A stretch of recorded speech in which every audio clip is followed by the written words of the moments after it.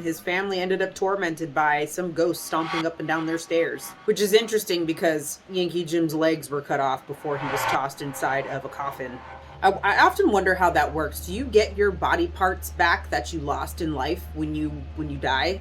Or actually, he lost his legs after he died. Technically.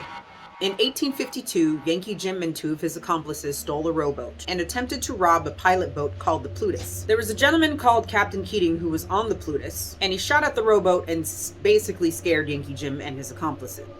So his two accomplices pretty much fled back to town, and they were apprehended fairly quickly. Yankee Jim was able to elude capture for about 3 days. Though after 3 days, he was tired, hungry, thirsty, probably sick of running. Because, not eating and drinking will do that to you. So he ends up going to a ranch asking for food and water, and a ranch hand actually recognizes who he was and basically turns him into the authorities. And the reason why he was so recognizable was because Yankee Jim was a pretty big boy.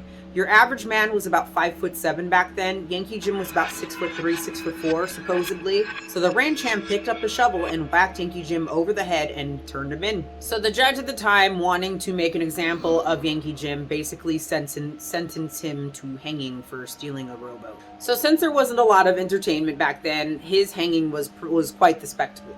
In attendance to that hanging was Thomas Whaley. So the day of his execution, they did not take into account his size. So when that trapdoor fell, Yankee Jim's feet hit the ground. And so they undid his noose, they shortened the rope, and then they tried to do his execution again. And so when that trapdoor fell again, his feet did touch the ground, but this time, instead of giving him another shot at a humane death, they let the man struggle from 20 to 30, upwards of 45 minutes long. If 45 minutes is true, that is a long time to struggle for air. I can imagine that probably 1 minute would probably fill about 3 hours. Imagine 45 minutes.